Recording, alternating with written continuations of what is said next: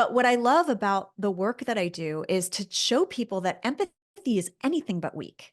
You actually have to be a very strong and centered person to be able to see someone else's point of view without defensiveness or fear. You cannot be insecure. You cannot be fearful. You cannot, otherwise there's no space to be empathetic. You actually have to be very grounded and very present and very secure in who you are and strong. And even when you make tough decisions, you have to be strong in that tough decision. You're listening to episode 42 of the Happy Space podcast.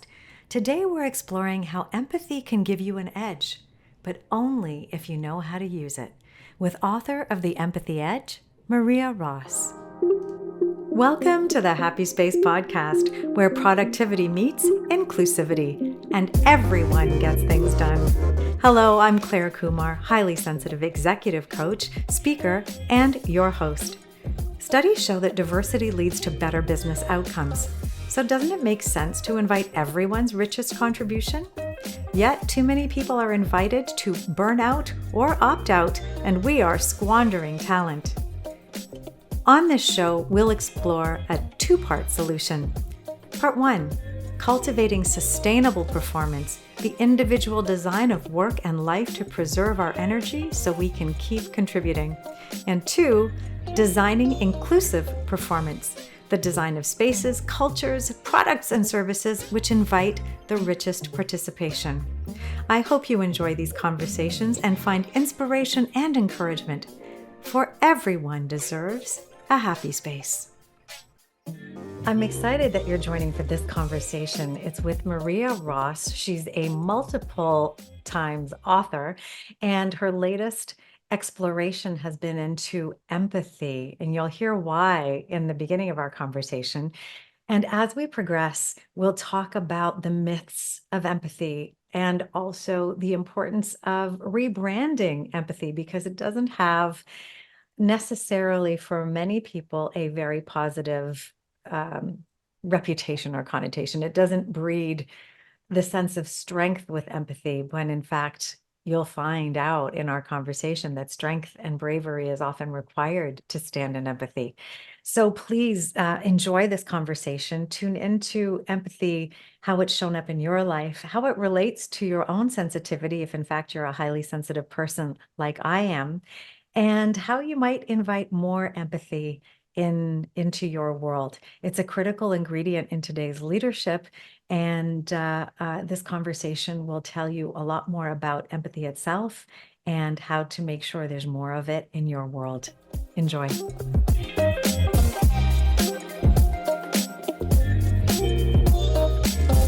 Welcome, Maria Ross, to the Happy Space podcast. I'm so thrilled to have you joining us today.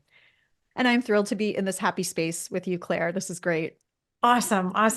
I was so compelled for listeners to know that I first came across you at the SHRM conference last fall, which I attended virtually because I had COVID. I was supposed to be in there in person. And I was immediately compelled to your, not only the topic, but the way you delivered the topic, and knew immediately I wanted to invite you into conversation here because of a couple of things. Number one, your focus on empathy, but also the fact that you are a brand strategist and you understand business. And I think to sell empathy in today's world, you need to understand the connection to business.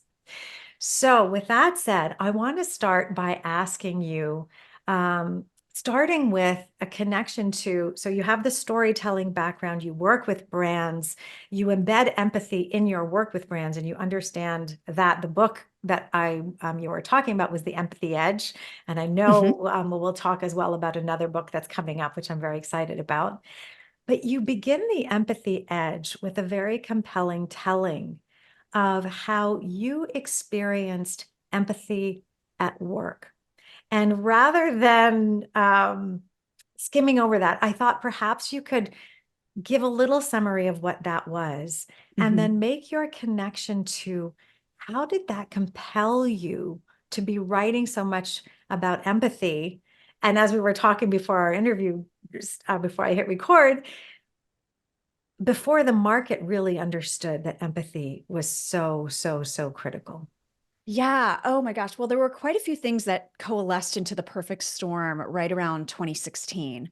The story you're referring to was actually a health emergency, a health crisis that I experienced back in 2008, where I almost died from a ruptured brain aneurysm. And it was sudden, it was unexpected. I actually did have symptoms for a month and a half. I was very, like, I guess, fortunate in that respect that there was some sort of lead up to it. But no doctors actually had me go get a brain scan or had me do anything. I was instructed to lower my blood pressure and do acupuncture and try to reduce the stress in my life. What Um, symptoms were you having that you? I had a very sudden symptom on a particular day where Mhm. I had come off a very stressful high of auditioning for a play.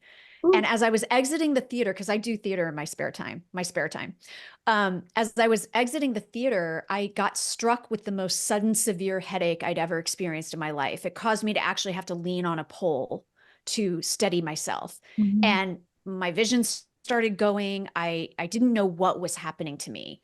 And I was able to sort of get myself to a point where I could go to the restroom Yeah. and splash some cold water on my face and sort of calm myself down a little bit. I just didn't know I had instantly neck and back pain. And I Oh. was able to get to a point where I could get back in my car and drive Mhm. and drove back and called my husband and said, this weird thing happened to me.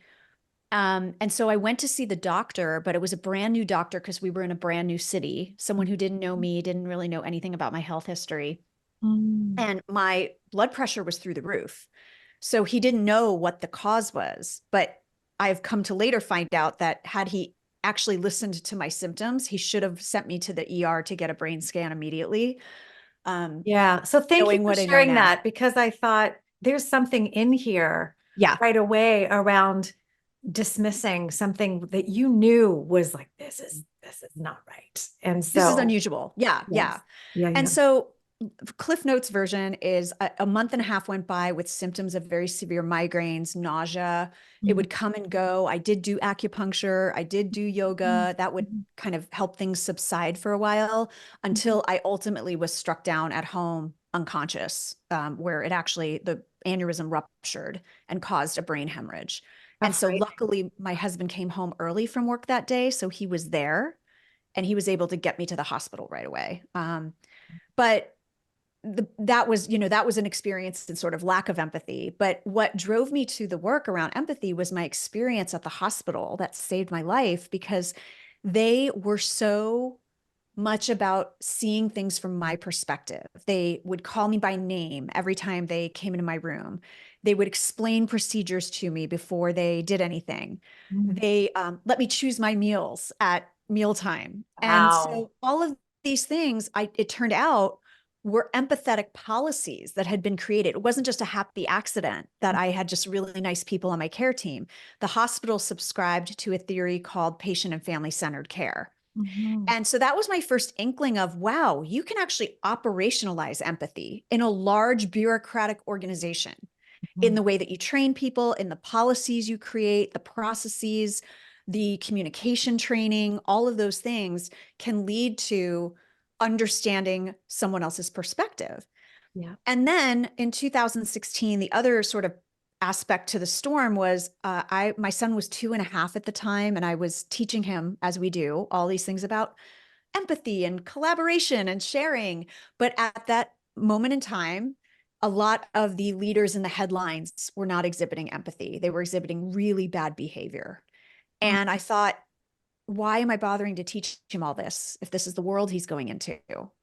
And so at that moment in time, I kind of married my business interest with my personal mom interest. And I was like, there's got to be examples of leaders and companies who are leading with empathy and succeeding financially and Yeah. in the marketplace. And I was delighted to find a ton of data that had just never been curated before into a business case. Love it. And you dedicate the book to your son, I I think, with do. this hope Yes. that he's going to have a better experience in a world full of empathy. It's interesting because it aligns so much with my mission as a highly sensitive person to invite a more hospitable world. And that hospitable world means that it's founded on empathy and caring for Yeah. each other, right? So, Yeah. And it's, I think a big misconception, and we can talk about many myths together mhm, today, mhm, but is that, empathy is coddling. Empathy is accommodation. And they say accommodation like it's a bad word. mhm. And so it's really just about information gathering. It's just about seeing something from someone else's point of view, understanding their context and what their experience might be, and adapting your response accordingly, or adapting your workplace accordingly, or adapting your policies accordingly. It doesn't mean you have to do one-off things for every single individual, but it is about Yeah. opening your ears and opening your eyes to other people see the world or see the task or see the workplace in a different way. And if our goal is to get the best out of our people Yeah. so that our company thrives, then it's not accommodation. It just makes business sense. It's common sense. Yeah. Yeah, And accommodation to common common sense, sense. right? Yeah. But there is a foundation first that you care for another, that you Hmm. care for another's experience, and you understand how the reciprocity of that pays back. Like Hmm. that this is just how we should operate with each other. Yeah. And that, it's funny because I did my TEDx talk was about tricking leaders into being more empathetic. And my argument was it kind of doesn't matter how you get someone to empathy. If they're embracing empathy because they think it's going to be good for their bottom line or they think it's going to be good for optics. Yeah. I have seen this personally in examples of executives being transformed from the outside in. Once you get them in the room and you help them adopt that empathetic lens, they can't unsee that. And Mhm. they like the response that they get. And so they want to do it again and again. And so you're sort of getting people to adopt it. Like, fine, if you want to adopt it for selfish motives, here we go. But when you engage in that activity and when you decide to see something from someone else's perspective, you're doing it. You're practicing empathy. So in my mind, I don't really care how people get there Yeah. because I've seen them be forever changed It's from a, the outside in and get them into the room to have the conversation yeah. In spite of themselves. in spite of themselves. Exactly. And Yeah. that, that's kind of empathetic because I want to meet everyone where they are, even the skeptics. And 100%. so, Yeah. yeah. Yeah. Um, I want to dig further into the myths and the perception of Okay. empathy. But before doing that, I wanted to actually go back to that hospital environment and the staff members who are in a culture of empathy. I mean, I've Mhm. read Awakening Compassion, this fabulous book on compassion at work. There Mhm. weren't a lot of books in 2016, 2017 No. about this topic. Mhm. What was your sense of the impact on the employee Mhm. of working in an organization where they were invited to be empathetic? Okay, I love this question because this is this myth of like if I just hire a bunch of really nice people, Mhm. I'm instantly going to have an empathetic culture. And being nice is different from empathy. So Yes. you can be really nice but not see my point of view or adapt your behavior or your actions or make different decisions Mhm. because of my point of view or my own experience. Mhm. So niceness and empathy are two different things. Empathy, as I mentioned, is a method of information gathering. Mhm. And so when you are able to understand that you do want to hire the right people, you want to look for emotional regulation, you want to look for emotional intelligence. And I share some tips on how leaders in the industry are doing this in the book, The Empathy Edge. Like, what are they doing in the interview? What are they doing in the hiring process? Yeah. Because you want to start there of like not just do I like this person? Are they nice? But do they have the capacity to see another person's point of view and be Mhm. humble enough to say, I might not have all the answers. And so once you do that, you get them into an environment, but then the environment has to foster Yeah. that empathy. It has to reward it. It has to celebrate it. It has to model it. It has to Mhm. compensate for it. How do people get promoted? How do people get advancements? How do they get bonuses? And Yeah. the leading companies that really do walk their talk and embrace empathy, whatever they call empathy in their organization, Mhm. as a value, are living it out through all these different methods of creating the right environment so that person's natural empathy can flourish. Yeah, it doesn't look Otherwise, you like get they're them in, doing something out of the ordinary. yeah, or you get them into an environment where you could actually make their empathy muscle atrophy if you get Yes. them in the wrong environment. So I think that's the really important piece of it's not just about hiring the right people, it's what environment are you allowing them to thrive in and swim in. Yeah. And so somebody in that environment, what would you say is the effect on that person from being? Yes. That's the question. Today's episode of the Happy Space podcast is sponsored by ClareKumar.com.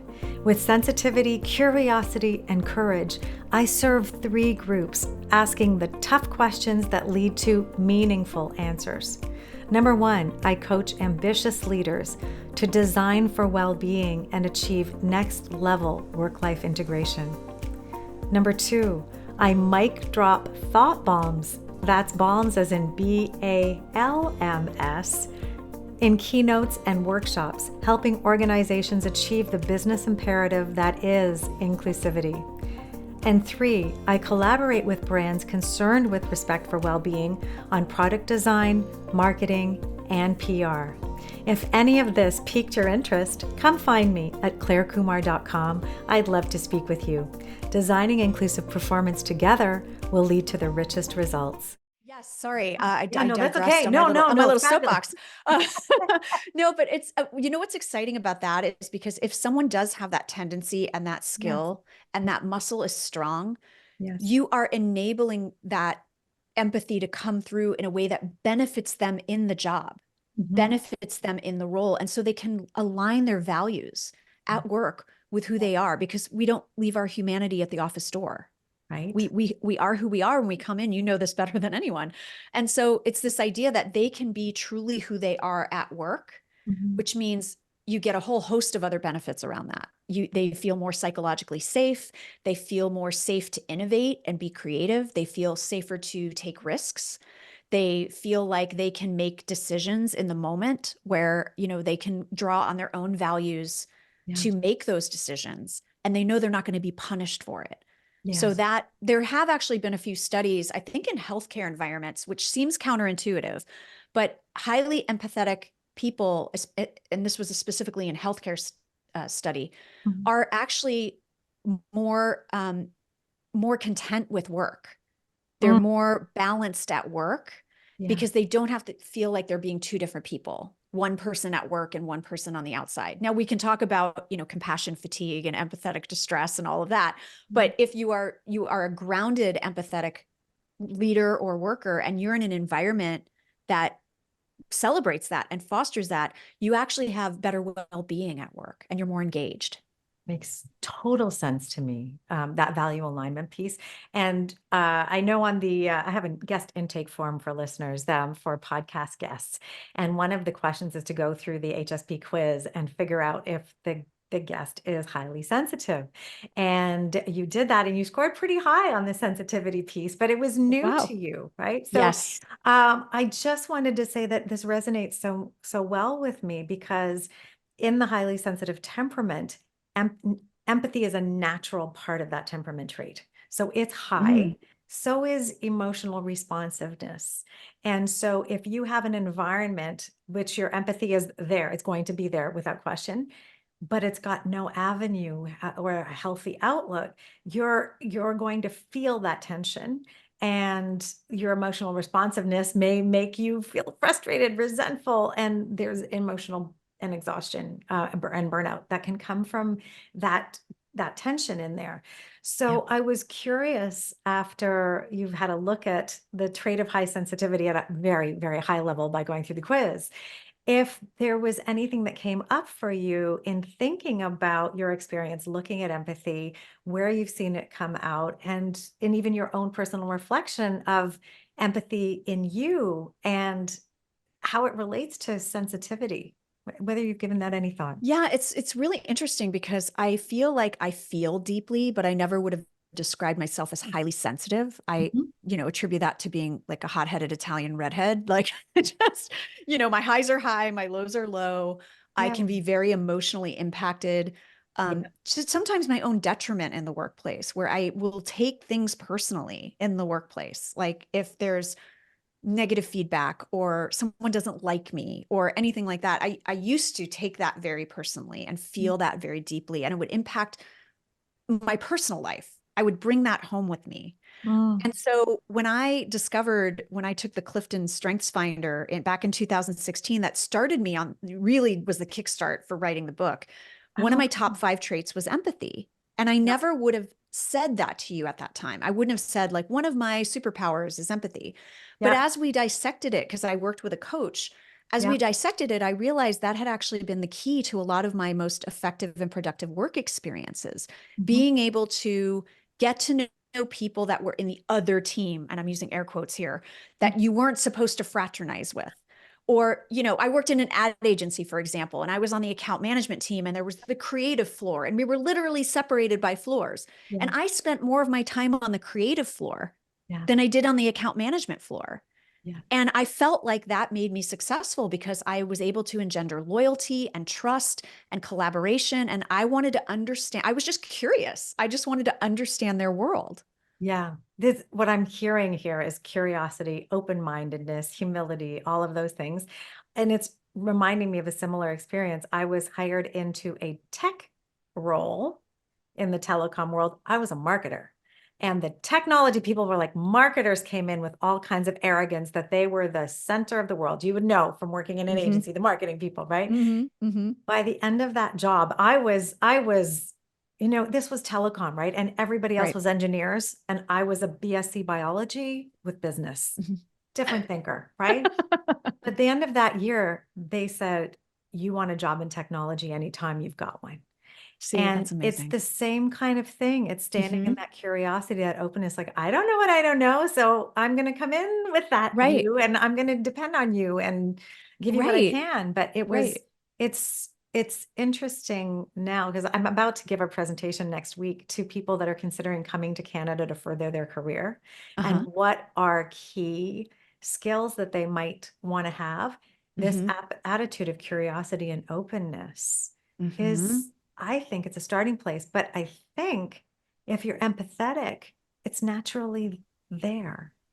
Well, we're all, as humans, born with empathy. It's actually innate Mm, to our species. It's what mm, enabled our species to survive. And mm. barring some very outlying psychological disorders, Yeah, yeah, we all have it. But the challenge is that depending on the environment you grew up in, depending on your workplace, depending on the environment you're in right now, like I mentioned earlier, that muscle atrophies. yeah, And so this whole I'm just not empathetic, I call BS on that, because that's like saying I'll never be in shape, but you never go to the gym or you never eat healthy. So of yeah, course you're not going to be in shape. But if you actually did those things and you adopted a practice, you would yeah, actually tone that muscle. You would build that muscle, and it'll feel weird. It'll feel achy and sore the first few times you try to flex it. But yeah, that doesn't mean you stop. And it also doesn't mean you stop if you have quote unquote achieved empathy. When you get right. the 6-pack abs, you don't stop going to the gym, right? Or they go Unfortunately, away. you can't. No, Or they go away. I mean, I don't know. I've never had 6-pack abs, but yeah, it's this idea that I think we've used that as an excuse of like, well, I'm just not an emotional person. I just don't really want to get to know my team personally. I'm just not built that way. hmm, But curiosity, as you said, is the number one trait of empathic people. And it's because when you are trying to practice a skill that requires you to see someone else's point of view, why not ask them what their point of view and their experience and their context is and yeah, find out? And like you, I was in tech for a really long time in marketing. And I would sit with the sales engineers and the technologists and say, show me how this works. And they'd be like, why do you want to know that? You're in yeah, marketing. Aren't you just supposed to lie about what the product does anyway? I would say, no, I actually want to understand how it works so we yeah. can elevate the truth of the story, which is what marketing is to me. Yes, I'm with Yeah. you. I'm with you. I felt like always a bit of fish out of water, Yeah. because I'm anchored in honesty and the truth of it too. So, Yes. oh my gosh, this is why we get along so well. There's so many tangents to this conversation. I want to come back to myths because Yes. you started talking about that, and I think that's really It's really important. Number one, that empathy is innate. So I think that's really, I want people to hear that because I think we Yes. can dismiss it, but that tells me there's hope to revive that muscle Hmm. when you can, kindle that interest in it. But tell me a little bit more about the myths, and maybe part of that conversation is rebranding empathy the way I feel like we need to rebrand sensitivity as a real asset. Yes. I think it's kind of all woven together. So help me understand a little bit more you're thinking about myths. I would be happy to. So we talked about one, which is that empathy means being nice. Yeah. Empathy is also not caving into unreasonable demands, which that's why I'm actually writing the second book, The Empathy Dilemma, that's coming out in the fall, is Hmm. because there's leaders who are burning themselves out in the name of being empathetic, but what they're practicing actually isn't empathy, it's submission. So Yes. when you are just willy-nilly caving into crazy because you're trying to people please, Yeah. that is not empathy.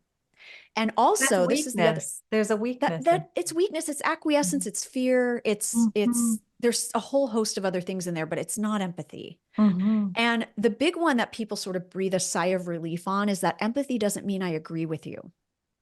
And so you can Yeah. see my point of view, Claire, I can see your point of view, I can understand your context, and then we can have a productive discussion going forward on how we want to get to our shared goal. But Hmm. it doesn't mean that if I just blindly agree with you, I'm not being empathetic. I'm being dishonest, first of all. But Yeah. nothing proves this more than the work of a man named Edwin Rutsch, who runs the Center for Building a Culture of Empathy out of Berkeley, California. And he has trained hundreds, if not thousands, of people all over the world for free in a facilitation technique known as empathy circles. And I think you can go to empathycircle or empathyscircles.com to find out more. But it is a facilitated approach to two people or a group of people having a conversation. And it's a very painful exercise in active listening. And he did these empathy circles at the most divisive political rallies in Yeah. the US over the last 5, 6, 7 years. He Yeah. would get people from opposite sides of the political spectrum into a tent Yeah. and have them listen to each other. And the goal, I say this all the time, the goal is not conversion, it's connection. So it wasn't the goal to change anyone's ideology in Mhm. that tent. It was just to give them a better understanding of why they felt the way they felt. And people would leave hugging. They would leave, sort of having a different appreciation or a different understanding for where people were coming from. Yeah. But that's where we can have those tough conversations, those crunchy conversations, and not feel like we're going to get brainwashed into something. Because the definition of success there was understanding, not Yes, winning an argument. exactly, exactly. And now it's sort of like, wow, I never thought of it that way. I still don't agree with you, but I never thought of it that way. And now I have different perceptions of you as a person and why you believe the way you do. And really, at the end of the day, we might actually have a lot of shared goals. You Yeah. just see a different way to get there than I do. Yeah.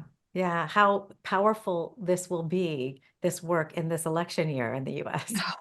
I know the book comes out in September before the election. So Yeah. Yeah. Yeah. I'm Yeah. trying to, there's so many great authors and books doing this work from different angles and talking about how Mm. to embrace empathy and open up conversations. And even Mhm. some folks that have written about how to have empathy for people that disagree with you politically, how to have those conversations in a more constructive and loving way.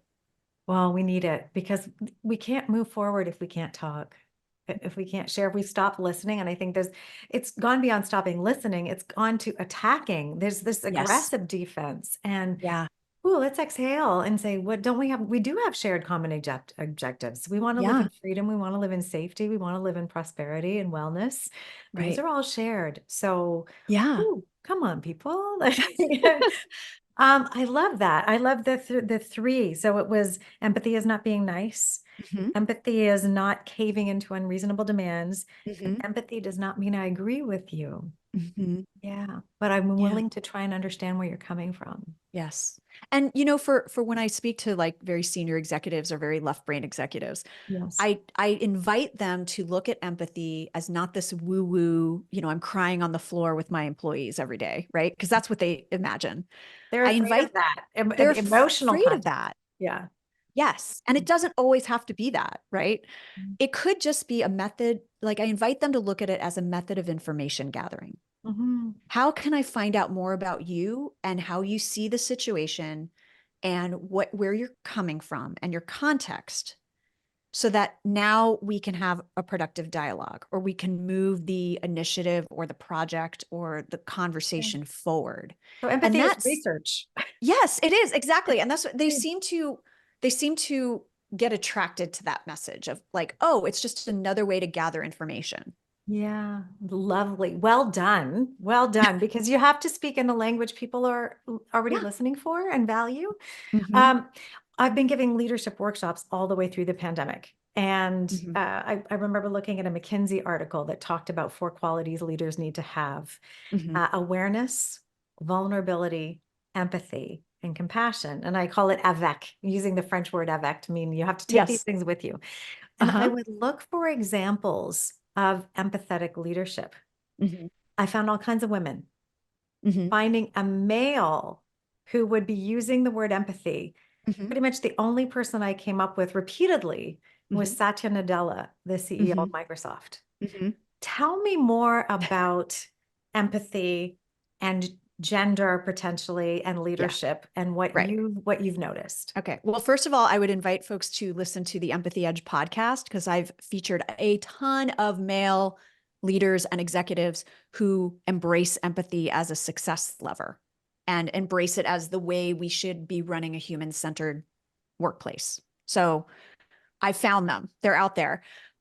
But there's folks like Eric Yuan of Zoom who built his company based on empathy. He demanded that his team show empathy when the pandemic hit and Yeah. provide free services to schools, not just because he was out to do, some PR stunt.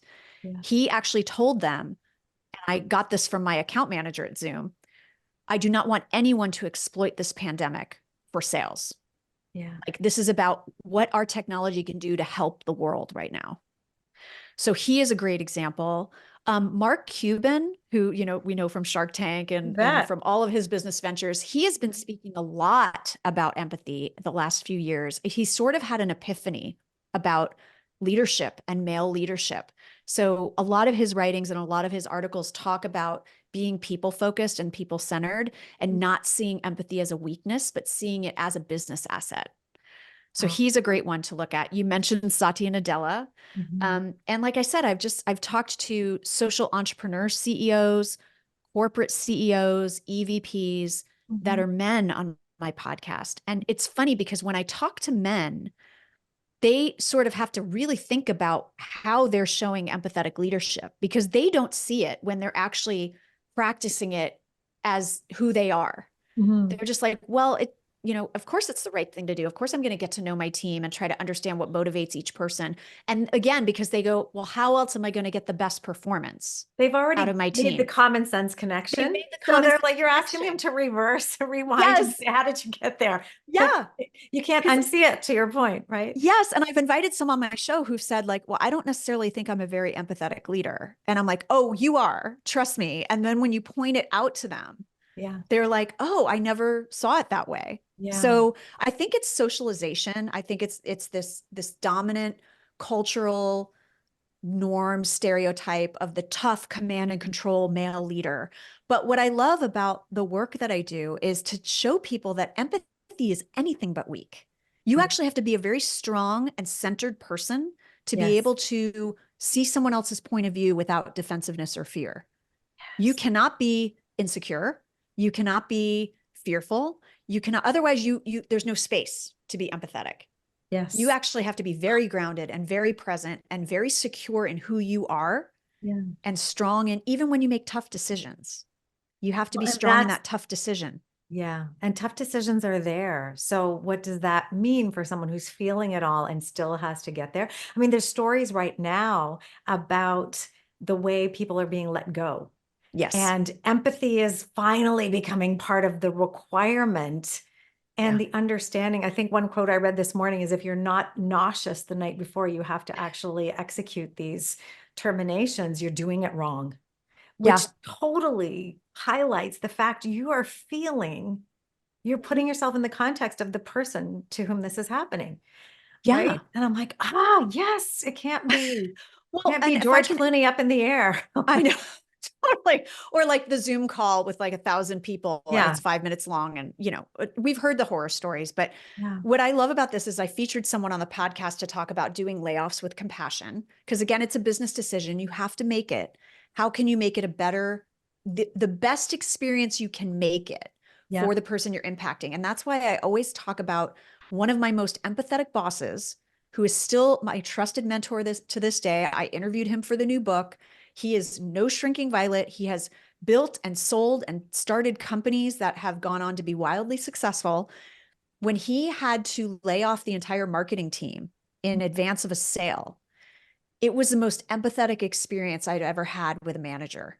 Mm, Not that you have to, but he did tear up, mm, but he also acted with compassion. And when we talk about the difference between empathy and compassion, mhm, empathy is I'm imagining your perspective, I'm seeing things from your point of view, and I might even be feeling your feelings. But mhm. compassion is empathy in action. So Yep. what do you do now that you have that information? Yeah. And the doing can look like a lot of different things. It can look like giving someone space to vent and to just listen. It can look like potentially making a different decision, but not always. It can look like, let me think through in advance all your questions, all the support and resources you might need, so that in the moment when you're in shock at this decision, I can appropriately support you. And that's what he did, is he thought through, what are they going to be thinking? What are they going to be feeling? What will they need from me Yes. when I tell them this news? I love that. That ties into something I'm just going to share because it ties so beautifully. I have the ask model, and this is for really inviting that performance. And ask stands for anticipate, suggest, and know. And what you're talking about right there is he was anticipating, Mm-hmm. acting in that empathy was coming through. He's putting himself in that situation to Mm-hmm. anticipate what that person needed. Yeah. And I hadn't thought about it so concretely, that's empathy at play right there. So Right. Right. yeah, And yeah, that's why, like, some of the most successful salespeople in across industries, there's been studies done, they exhibit high ambition but high yeah, empathy, because they're able to anticipate and understand and read someone in the moment about what they might need or what questions they might have. So they're actually having a connected conversation with them, yeah, versus I'm just going to give you my sales pitch and I actually don't care about your questions or your concerns or your yeah. needs or what you might be thinking. Do you know Phil Jones? No. Oh, you got to look him up. Phil M. Jones. Okay. Um, Absolutely one of the best sales trainers, I think, in the world. And he's written Uh-huh. exactly what to say. And he has a certification on all this. And Hmm. I've met him numerous times. Yeah. And there's empathy embedded in what he Hmm. teaches and in how Right. he's choosing language. And you just helped me see the connection to the Yeah. ambition, which is clearly there. Yeah. Very, very You have successful. to have the ambition, not just the Yeah. empathy to be a successful salesperson. But yeah. Exactly, but it's founded in really understanding the other person Hmm. and being open to that reality. His Right. work is brilliant. You'll love it. Well, I'm definitely going to check him out, but I have a little story for you, because this was one of my best moments. I was presenting about empathy as a way to accelerate sales and build engagement at a sales kickoff Mhm. for a tech company. This was a few years ago. And, talk about presenting to the most, left brain tech dude bros in San Francisco, right? Yep. After my talk, one or two of the guys came up to me and said, "Thank you so much for talking about this, Mm, because I feel like I'm in a profession where I have to act a certain way in order to be successful. And it never feels right. And you've just validated that I can have the conversations I want to have yeah, and just, you know, exceed my sales goals for the year, because it's actually a superpower. It's not a weakness." And I was just so floored to hear that, because that's what they're thinking. To your yeah, point earlier about men not yeah, being able to embrace empathy, it's because they're being told they shouldn't. yeah. The sensitivity, the same, they're so Hmm. intertwined. The Hmm. sensitivity is the noticing piece, really. You've got to be able to Yes. notice. And then if you've got this empathy inherently in you, you're going to be moved towards compassion. It just flows. But the noticing piece, this Yeah. ability to tune in, is so critical. You add the empathy in, and now you're golden. As Yeah. long as the environment invites it. Right. So that's, I think, the biggest opportunity is the culture change that needs to happen, which you are definitely leading here I'm with trying. with your work and your talks. And yeah, I mean, yeah, people should look out for whenever they get a chance to hear you speak. Your book, I have to compliment you on the audio. Not every author Thank can you. read their own work, but Thank you. you could listen to Maria all day Oh, long as you. thank you. Yeah, That's all my absolutely. voiceover training from my acting days. So thank you. Well, it's evident. It's beautiful cadence, beautiful tone, beautiful to the ear. Thank And in you. an audio experience, all that is important. So kudos to you. I want to thank you Thank for you. joining me. The very last question for you that I have is related to when you realize empathy's been missing. I was in a relationship for 23 years, married for 19 years, and I realized empathy was missing. Mm, And I did a lot to try and invite it to the table, and it hmm. really never showed up. And there's perhaps cultural reasons as well. So Hmm. incubated or removed from it. Hmm. So when I was dating, and you met Jacques very briefly before the interview, and I decided that empathy is one of the critical must-haves in my next Hmm. relationship. And I Hmm. wasn't going to wait to figure out if I can invite it. It had to be Be there, there. had to be Hmm. there already. So when we hear about how important it is to have empathy, and for me as a highly sensitive person, I need it in spades in a Yeah. relationship, in my intimate relationship for sure. Yeah. What do you do to invite somebody and encourage that muscle development? I mean, you've Hmm. talked about appealing in different ways and being a Yeah. trickster, maybe. Yeah. But in our most important relationships, Yeah. what do you say? What would you say to someone here who's like, I'm up against a wall where I'm not really seeing the empathy I need? Yeah. I mean, you know, we can only be where we are at the moment we're there, right? So I get this question a lot in a work context of like, but I'm trying to be empathetic and my boss is not, or my colleague is not. Mhm, And what I try to say to them is it's not your responsibility to convert someone into being an empathetic person. mhm, Now, this isn't a work context, so we'll talk a little bit about personal. But what you can do is you can set the expectation for how your interactions need to go. And mhm. when you model empathy and feel good about your decisions and how you show up in the conversation, Yeah. you're showing that person that there's a different way to interact with someone. So it doesn't have to be, basically, I'm teaching you right now how I want you to treat me, but that's what you're doing every time you show up in that conversation. Yeah. And you're modeling that for that person. You're also modeling that for the people in your sphere of influence, because if you are acting that way and you're successful, they're going, I wonder why Claire is just killing her numbers over there, but yet she's so personable and she gets to know people and she's so Yeah. curious about them. I guess I could have success that way too. You create that ripple effect. But it is challenging. And that's why with the new book that's coming out, I talk a lot about the 5 pillars of being an effective, empathetic leader. And it can really apply to being an effective, empathetic colleague, partner. Mhm, You have to shore those up. And one of them is clarity and the other is another is decisiveness. mhm. So it's really trying to understand, am I being clear with this person about my expectations about empathy? Am I being clear with this person about what I need in the interaction? Yeah. And that can go a long way to, getting someone to admit like, wow, I didn't realize or I didn't know. Mhm. And then you can have a conversation of like, well, let's try to work on that together. Or here's some ways you can strengthen your empathy. But if they're not aware that it's a blind spot for them, which Yeah. is why self-awareness is another pillar of the 5 pillars, Yes. if Yes. they're Yes. not Yes. aware, being clear about pointing that out to them and how it makes you feel and the Yeah. impact it has on the relationship.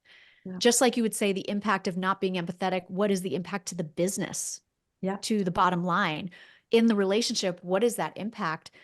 I'm of the school of thought, and I've always been this way, where most everything can be solved with better communication. Mhm. However, if you've expressed and been very clear about your expectations, about your needs, and you're still not getting it back in a way you need it to, then you need to reevaluate that relationship. Just like you might need to reevaluate where you're working and if that workplace still aligns with your values, because life's too short. And so if we could actually just say the thing and just point out instead of trying to, dance around it, it's very like, this is what I need. And I don't feel like I'm getting the empathy back that I'm trying to show you. Yeah. How can we work on that together? And then I think set that some goes a long reasonable, way. that's absolutely, and then set some time limits for how long you're actually going to give for this to move forward. Yeah. It's not 23 years. Well, but we learn our best lessons that way. I've had those relationships in the past too. And also what I talk to folks about when they're saying like, well, I'm demanding empathy from the other person. It's like, are you actually, not you in particular, but are you also showing empathy for your boss, for example? When I hear that a lot about like, well, my boss is not showing me empathy. I get a lot of expecting it to be a one-way street. Well, and just the And term demand, I'm demanding empathy. I'm like, I'm ooh, demanding that doesn't empathy. I feel know. It's right. like, That did that doesn't hit you? feel right Yeah. there. Yeah. But you also like what I think a lot of workers are trying to do is offload the agency and the decision on their happiness to their workplace. So let me give you an example. Mhm. If people are upset that their workplace and their culture has demanded that they come back to the office, Yeah. which we have proven that people can innovate and do their best work, and it's more accessible and inclusive to allow people to work in the way they want to work. But if Mhm. the company, for whatever business reasons, has decided that that is what they're going to do, it does no good to say, how can I change management? How can I change their mind and get them to let me work remotely? At some point, you have to decide maybe the values I hold Mhm. are no longer held by the organization, and maybe this is not the right place for me anymore. This is how I And started my podcast. yes, see? Right? Episode 1. Yeah. There was a complete disconnect in the how of Right, working. So right, it was evident I had to make a change. right. But you kept that agency. And I think some people are trying to offload that onto changing their company and the But I business tried for a decisions they're year. making. I Yeah, tried for a year. yeah, I tried all the language modeling, inviting the VP to listen. I tried everything. And I right. went, after I tumbled down the stairs, I thought, okay, I can't do this anymore. That's enough. Yeah, That's enough yeah. trying, and I need to make a decision. So we need to celebrate. A whole nother book probably is celebrating the right to quit, the right to Yes, stop something. But yes. maybe that'll be a book for another day. But Maria, thank you so much for joining me. The insights that you've shared now, this is such a rich interview. Thank you. Listeners, please come and find Maria and I on social media. Let us know if you listen to the episode. Of course, reviews are the podcaster's best friends. The Maria's a best. podcaster too. So in the show notes, check out Maria's books, the podcast, the TEDx talk. It's all going to be there for you to follow up with and really enjoy all the wisdom Maria has to Thank you. offer. And stay tuned for that book coming out in the fall of 2024. Yes, The Empathy Dilemma: How Successful Leaders Balance Performance, People, and Personal Boundaries. Personal boundaries. There's I a like alliteration. Oh my, Yeah, me too. Me too. We are going to have more conversations. we And are. maybe one day we'll have you back on the podcast too when the next book comes out. Thank I you. will look forward to talking with you anytime. Thank you so much. This is so fun. You can find all of the Happy Space podcast episodes over at happyspacepod.com. I love learning what resonates with you, so please leave a comment about this episode over social media, or even better, post a review wherever you tune in. And if you have an idea for a topic to explore or an inclusive action to celebrate, I would love to know more about it. It might even appear in an upcoming episode or an issue of the Happy Space newsletter. Please help me spread the word about people doing great things. After all, doesn't everyone deserve a happy space?